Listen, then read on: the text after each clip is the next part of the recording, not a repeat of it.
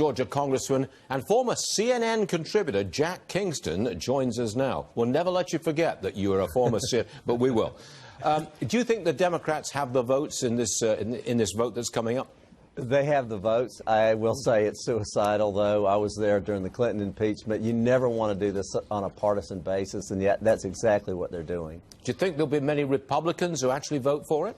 No, I don't think there'll be a single one that defects. It's just too unfair. The process doesn't give equal witnesses, equal access to information, equal ability to release transcripts, even equal ability to share time with members of the committee. And it's in the wrong committee. It's going to the Intel Committee and not the Judiciary Committee. So I don't see how any Republican could vote for it. And I don't even see how all the Democrats are going to vote for it, despite their partisanship. Yeah, what about those Democrats who were elected last year in districts that in 2016 went heavily for President Trump? I would have thought they're kind of vulnerable if they say yes on this impeachment procedure vote.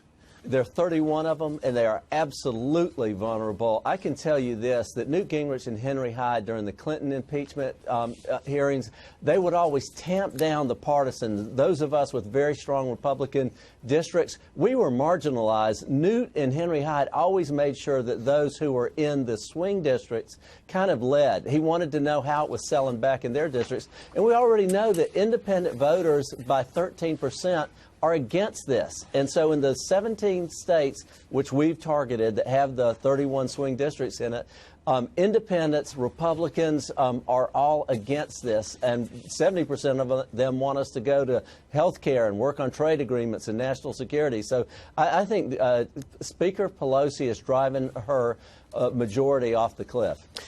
Congressman, would you just hold on for a second? I want to deal with the Twitter announcement that they're going to ban paid political advertising. Before we get back to you, Congressman, I want to have Ashley go through this. Well, let me just tell you what Jack Dorsey, the CEO of Twitter, said. He said in a series of tweets, in short, a political message, he says, earns reach when people decide to follow an account or retweet. When you pay for that reach, you remove the decision, forcing highly optimized and targeted political messages on people. He says it wouldn't be credible for Twitter to tell users it's committed to stopping the spread of misinformation, but allowing advertisers to target users with political ads. And he's going after Zuckerberg. Zuckerberg said, wait a minute, there is free expression. Dorsey comes back. This isn't about free expression. This is about paying for reach and paying to increase the reach of political speech that has a significant impact. Congressman Kingston, come back into this, please. What's your take on the Twitter ban on paid political ads? I'd say, number one, there's a high suspicion among conservatives in Washington that the high-tech companies, these so-called platforms, are leaning and tilting towards whatever the liberal side of politics is. And the question of Twitter is, are you a platform? Are you an editorial page? And if you're an editorial page, then you're going to play by those rules. But I think the biggest thing we need is more competition for Twitter and Facebook and all the whole clan of them right now, because they are skewing things in the direction that they want to move them. It's very hard to get competition for Facebook when they've got 2.45 billion monthly active users. Where do you just come up with competition? Very tough thing. It's a tough thing, but you know what?